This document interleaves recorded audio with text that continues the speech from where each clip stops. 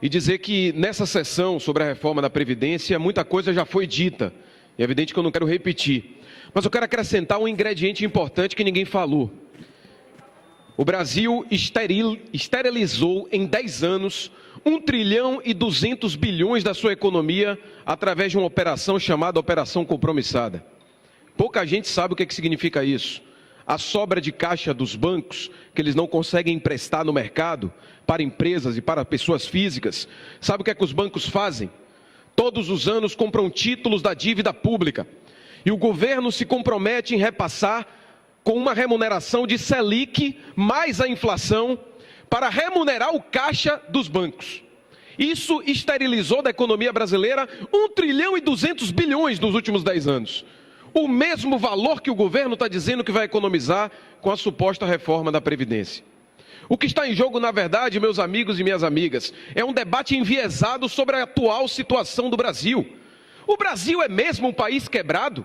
Vejamos, o Brasil tem mais de 1 trilhão nas contas do Tesouro Nacional.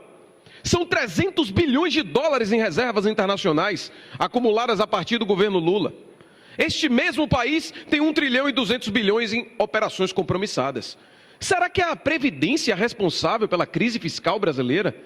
A mesma Previdência em que 73% dos municípios, e você, Cessula, que é vereador aqui, presidente da Câmara de Vereadores de Itambé, sabe do que a gente está falando? 73% dos municípios brasileiros recebem mais recursos da Previdência Social do que do Fundo de Participação dos Municípios.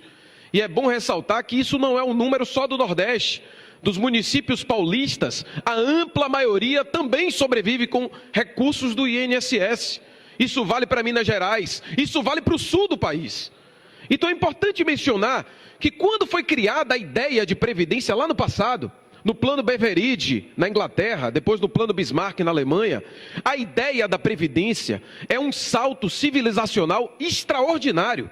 Porque pela previdência, minha gente, quando um trabalhador se aposenta, quando ele sofre um acidente de trabalho, no primeiro dia de trabalho ele sofreu um acidente, ele está protegido pela Previdência. Nós, sociedade, pagamos a remuneração dele. Quando a mulher engravida, ela não fica sozinha. Quem paga a conta do salário maternidade? Nós, enquanto sociedade. Portanto, a Previdência é um salto civilizacional extraordinário, porque ele remonta à ideia de um pacto de solidariedade, para nos protegermos mutuamente. O que este governo quer implantar é algo que foi implantado algo em torno de 30 países do mundo. 18 já estão voltando atrás, que é o sistema da capitalização. Um sistema que, quando foi anunciada a PEC 6, presidente, no mesmo dia, a Bolsa de Valores do Estado de São Paulo atingiu o maior pico da sua história, 100 mil pontos. Quem lembra disso? Alguns meses atrás agora, em meados de fevereiro, início de março. A Bolsa de Valores atingiu o maior patamar da história, carregada por quem? Por bancos e conglomerados financeiros que projetam lucros anuais de 200 bilhões de reais com o sistema da capitalização.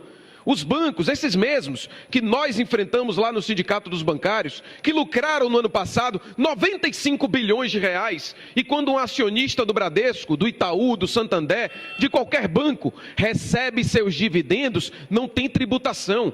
Mas na PLR dos trabalhadores tem tributação. Nós conseguimos uma isenção até 6 mil reais, mas acima disso tudo é tributado. Essa desigualdade tributária que está na raiz da crise econômica do país. E é evidente que a Previdência, ela não é a responsável pela crise, ela é vítima da crise, com empresas fechando, falta de emprego, gente fechando seus negócios. Óbvio, reduzir o número de contribuintes para a Seguridade, consequentemente diminuir a receita da Previdência. E por isso mesmo que nós não podemos achar que o rabo, quem abana o rabo, que o cachorro abana o rabo. Quer dizer que o rabo abana o cachorro. É o contrário.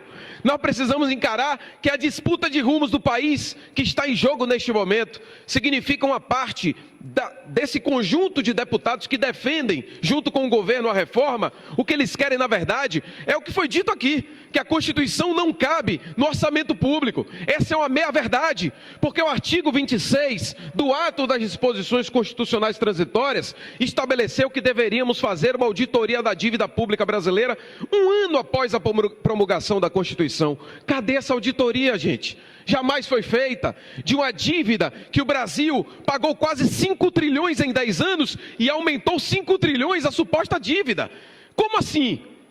Portanto, o que está em jogo é uma chantagem do sistema financeiro, de grandes grupos econômicos, nacionais e internacionais, de olho na capitalização, mas de olho também numa chantagem para obrigar o governo, junto com a emenda constitucional 95, a assegurar reservas para pagar a conta dessa dívida pública. Esta mesma que faz com que os bancos no Brasil sejam um setor mais rentável da economia brasileira. Portanto, presidente, resgate a origem da sua militância, da sua história, da sua dedicação à luta dos mais pobres, da defesa dos trabalhadores. Revogue, não aceite essa proposta e que nós possamos construir um texto substitutivo.